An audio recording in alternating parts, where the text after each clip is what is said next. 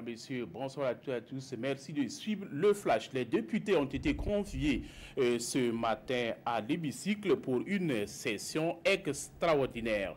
La session s'est tenue sur demande du Premier ministre Paul Kaba-Tieba pour examiner 9 projets de loi, dont le projet portant sur le code électoral et celui sur le statut du chef de file de l'opposition politique. Les responsables de l'UPC, l'Union pour le progrès et le changement, étaient face à la presse ce matin à Ouagadougou.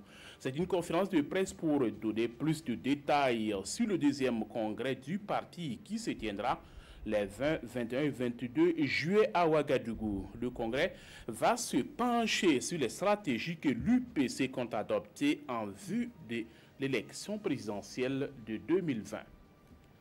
C'est parti depuis ce matin pour les travaux de rénovation de l'aéroport international de Ouagadougou. Selon les autorités en charge des transports et de l'aviation civile, c'est un aéroport qui doit davantage répondre aux normes internationales. Les travaux qui ont été lancés par le ministre des Transports et de la Mobilité urbaine vont surtout porter sur la reconstruction des aires de stationnement des aéronefs.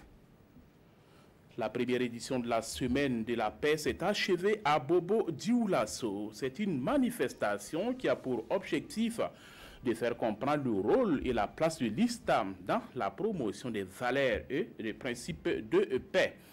La première édition de la Semaine de la paix a été marquée par des conférences, des prêches, un don de sang et une visite des malades. Les champions du monde sont de retour il y a de cela quelques minutes à Paris, avec la coupe en main. Avant de descendre de l'avion, le trophée a été maintenu pendant quelques minutes par le capitaine des Bleus qui se tient aux côtés de l'entraîneur, le temps d'entretenir le suspense et d'immobiliser davantage l'événement sur le tarmac de l'aéroport de Roissy où l'avion a atterri et toute l'équipe a été acclamée par des supporters sortis en nombre pour les accueillir. Et c'est la fin de ce flash. Merci de l'avoir suivi. Passez une excellente soirée en compagnie des programmes de la RTP.